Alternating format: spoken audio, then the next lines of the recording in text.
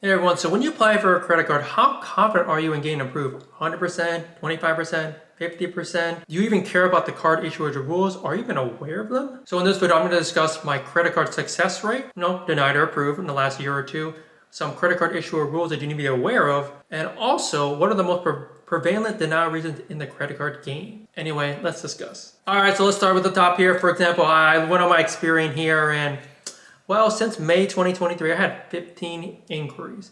So yeah, that's a lot of inquiries, and I did a lot of this hustle and bustle, not knowing a lot of the credit card issuing rules. And how is my percentage rate going forward with getting approved and denied? So out of the 15 inquiries, I got approved. 3 were personal cards, and not looking good so far.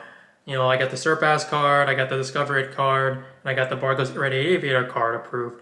And also 2 business cards, which will not show up on my Experian card, which was the Citi AA Business Card and also the Amex Business Gold Card. So meaning my success rate, how you want to depend, it's about 33%, not great. It's one of my more prominent cards I got denied during this streak of hustling and bustling.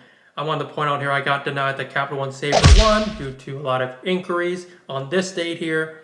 And I also got denied a couple of times the Citi Premier Card, I think 3 times here. And kind of the same thing I'll talk about here with the too many open accounts. And then I was kind of just testing out, not knowing about the Chase rules, even last year a little bit, as I tried to apply for the Chase Ink cards, kind of testing it out. Got that a couple times, and also I tried the Chase Sapphire card, only because it's been over 4 years since my last approval, which was I got approved in 2017. So I'm going to go over here and show you the most prevalent credit card denials according to Capital One here, and I'm going to list it off here because it's a lot, and we're going to talk about it here. So one here is low credit score, and that may be due to a lot of reasons such as either having some debt right currently or being very new to the game. Reason number 2 is too many inquiries, and we all know how it works. You apply for a lot of credit cards during a short amount of time, and well, they may approve or deny you. So that's a really common reason, which we'll discuss in more detail very soon. Number 3 is a lot of debt, and that's pretty self-explanatory. If you're not being responsible and not paying, that's a huge reason why you could be denied. And creditors could see you as a risky, consumer going forward. So that's a really easy reason to explain. Here, number 4 is credit history is limited, kind of similar to reason number 1, as this is kind of more for newer people who are just starting the game, or you may be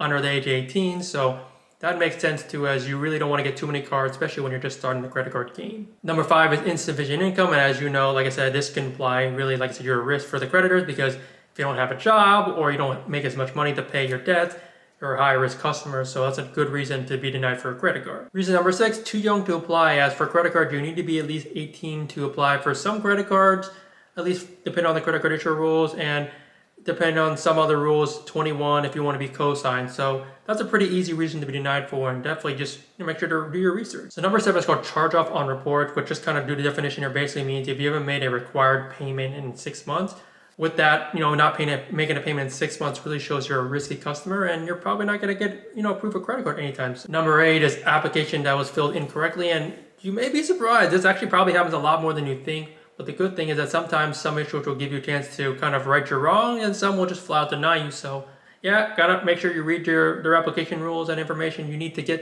approved for that credit card. Number 9 is it says bankruptcy here, and that's pretty self-explanatory. It shows you're not trustworthy. You couldn't pay for your bills. So yeah, definitely don't try to apply for a credit card if you had that recently. And I guess number 10 here is just here the credit card report is frozen. And I know people do it for reasons for applying to, not see your inquiries. But in this case, they may see it as a negative. As one good example of, if your credit card report is frozen, happens due to identity theft. So that means you're kind of a high risk and stuff like that. So those are the 10 reasons from Capital One why you may get approved for a credit card. Let me know in the comments below what reason you've been denied for, or maybe your 100% success rate. And we'll talk about my reasons very shortly. At least for me personally, out of all those denial reasons from Capital One, I'd say number 2 is probably the reason why I've been denied the most, because these card issuers are so unclear, like for the Citi Premier Card, where I got denied 3 times for basically high velocity. And of course, Capital One is the same way, high velocity as well. So let's move on to credit card issuer rules that you need to know about. So in regards for credit card issuers, we're going to talk about Citi, as it's a very hot topic here, as they have credit card issuers you need to know about.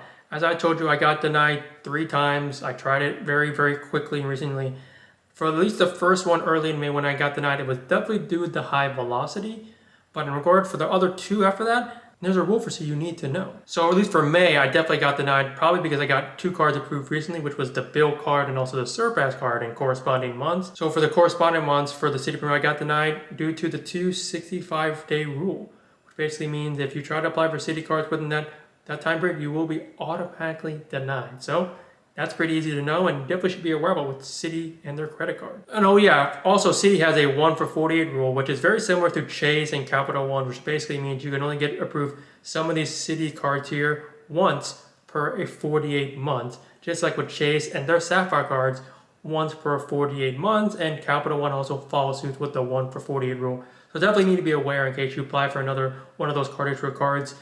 Within 48 months, you will be automatically denied. And as for my other denial with Capital One, the Saver card, there isn't really any published rules about them, but I think everyone knows in credit card game, just to put it out there, they want you to basically get their cards early because they feel like you're not a profitable customer. So basically, I got denied the Capital One Saver when I had so many cards approved.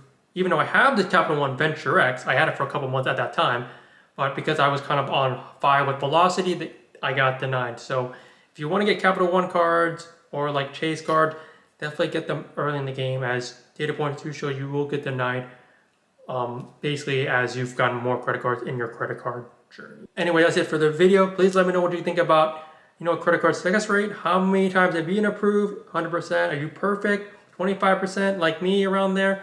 Let me know in the comments below.